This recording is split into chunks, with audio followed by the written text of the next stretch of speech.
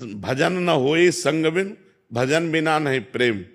तो भजन का मूल है सत्संग, सत्संग से भजन होगा और भजन से ही प्रेम प्राप्ति होगी। और सत्संग और भजन दोनों का फल है कि समाज में, व्यवहार में, हम सब में परोपकार की भावना और भगवत भावना करें। तो तीनों का एक कनेक्शन जुड़ा हुआ है, तीनों में से एक भी हट जाए तो मामला गड़बड़ हो जाएगा। अगर हमारा व्यवहार बिगड़ गया, हम भजनानंदी हैं तो हमें भजन में विक्षेप पड़ जाएगा।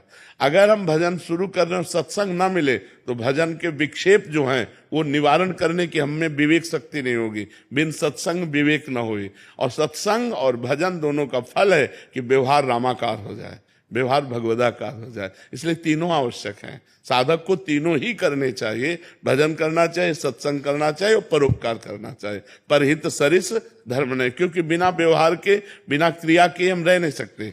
एक क्षण भी बिना क्रिया किए नहीं रह सकते।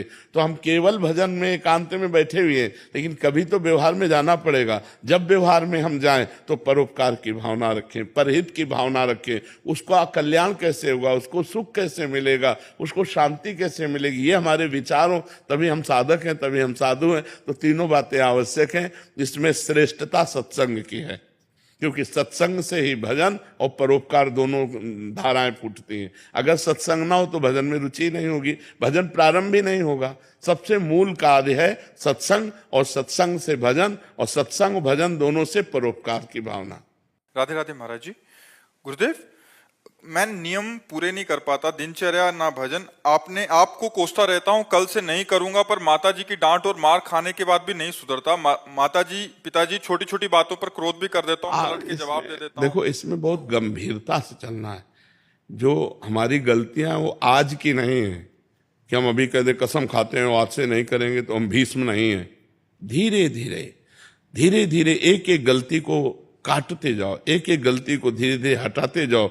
जो सच्चाई है उस पर चलते जाओ, जो कच्चाई है उसको छोड़ते जाओ। इसके लिए जो सामर्थ्य होगी वो नाम से मिलेगी। अगर आप राधा राधा राधा राधा राधा राधा राधा अधिक से अधिक नाम जप करेंगे तो गंदी बातें अपने आप छूटती जाएंगी, अच्छी बातें अपने आप आती जाएंगी। नियम का पालन तभी होता है, बलवान नियम का पालन करता है, निर्बल नहीं। तो शरीर का बलवान नहीं, अध्यात्म बल। अध्यात्म बल होता है नाम जप, शास्त्र श्रवण, शास्त्र स्वाध्याय, संतों का संग। इससे हमारे अंदर अध्यात्म बल आता है। और माता पिता चाहे जितना कटु वचन कहें, उनके पैर ही छूना, कभी उनको कटु शब्द मत कहना, कभी उन्हें मारने पीटने वाली भावना मत रख लेना। बच्चा है जितना वयोवृद्ध हो, रोज चरण छूते हो? हाँ, रोज चरण छू उनके। जब वो गाली दे तो हाथ जोड़ के खड़े हो जाओ। गुरुजी, जब माता हमारी डांटती है हमको, तो